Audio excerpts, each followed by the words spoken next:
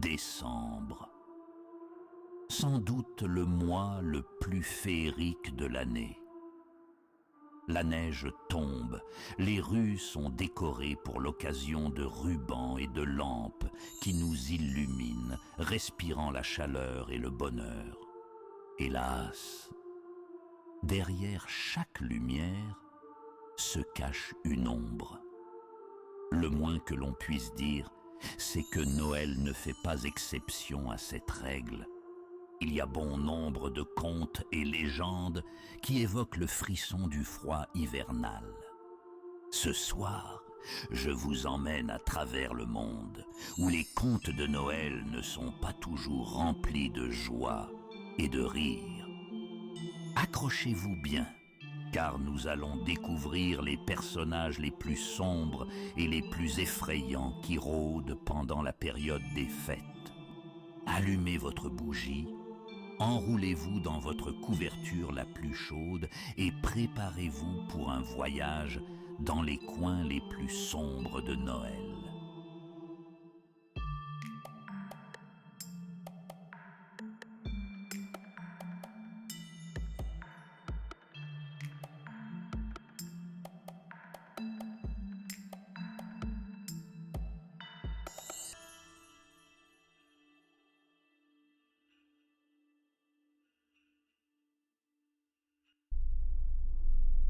Le père Fouettard.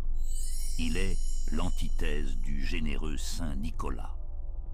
Alors que ce dernier distribue des cadeaux aux enfants sages, le père Fouettard se charge de punir ceux qui ont été désobéissants.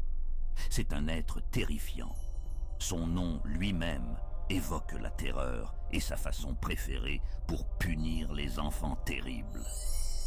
Si son nom inspire la peur, son apparence est tout aussi effrayante.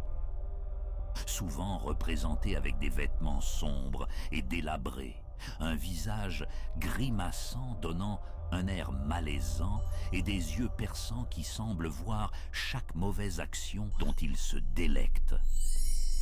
Avec son martinet, il erre dans les rues à la recherche d'enfants à éduquer. Inutile de se cacher sous votre lit pour échapper à sa punition. Le père Fouettard finit toujours par vous trouver. Alors, pour ceux qui pensent avoir échappé à la douleur d'un fouet, ils peuvent s'attendre à recevoir un cadeau sinistre de mauvais goût. Une pièce de charbon à l'allure de friandise qui vous brûlera la gorge avant de vous étouffer.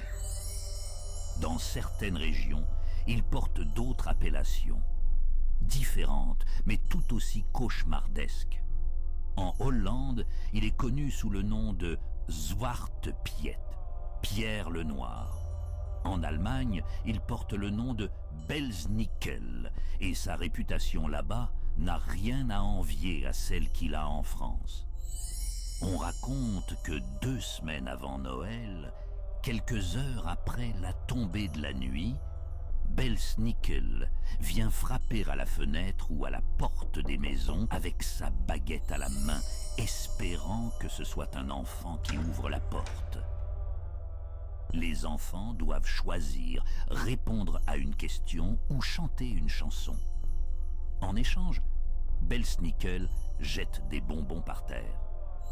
Il prend soin de bien éparpiller les friandises sur le sol et lorsque l'enfant hypnotisé par les sucreries se penche pour ramasser les bonbons, Belsnickel abat violemment sa baguette sur le dos du jeune enfant excité. Dans certaines versions, Belsnickel pouvait écorcher les enfants méchants. Sa présence est un sombre rappel que les mauvaises actions ont des conséquences. Alors, pendant que vous préparez vos maisons pour les festivités, n'oubliez pas de rappeler à vos proches de rester sages, car le père Fouettard veille.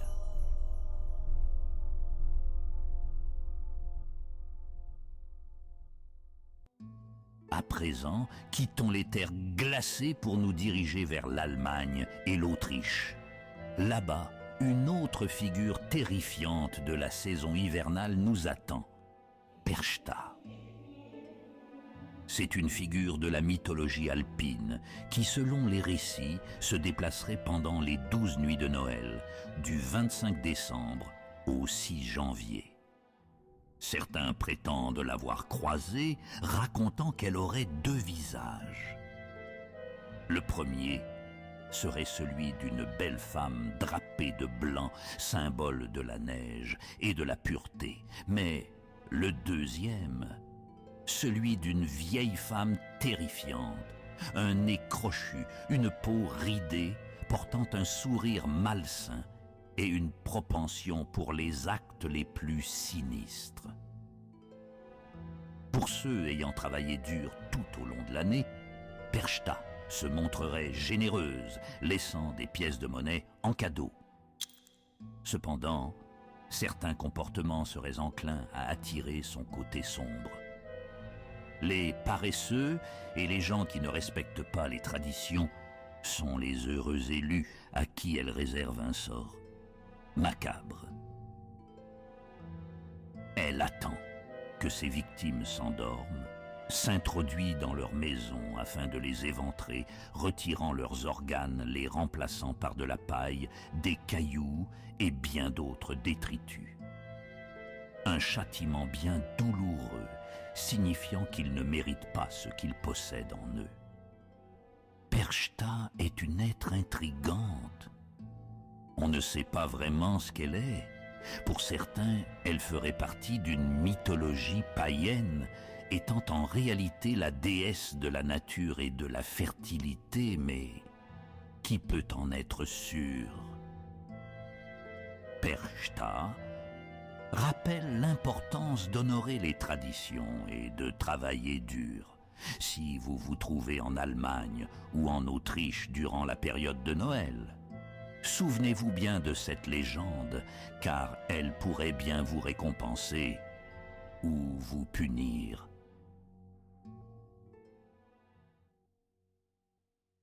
C'est au cœur des Alpes que s'achève notre bestiaire, avec l'une des figures les plus redoutées et iconiques de la période de Noël, Krampus.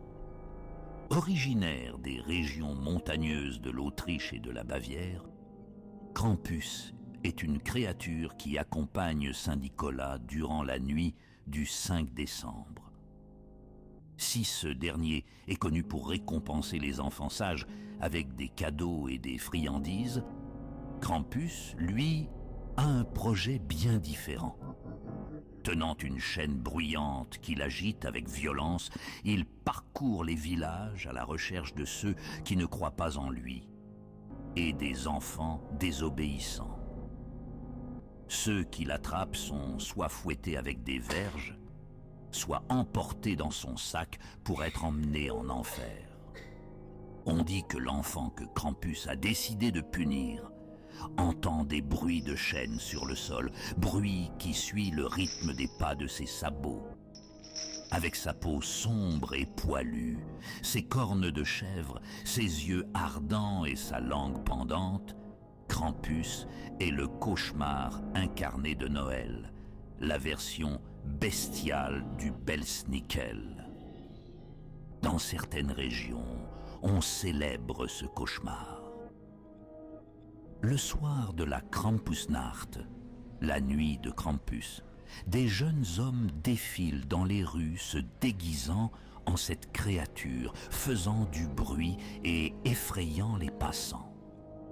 Aujourd'hui, Krampus a gagné en popularité. Il est devenu le sujet de films, d'événements et de diverses légendes. Cependant, sa nature sinistre demeure un rappel sombre des traditions alpines où Noël n'est pas seulement une période de joie, mais aussi une période où les ombres se manifestent. Ainsi, pendant que nous profitons de la chaleur et du bonheur de Noël, n'oublions pas que dans l'obscurité des montagnes, Krampus rôde, prêt à punir ceux qui pensent qu'il n'est qu'une légende.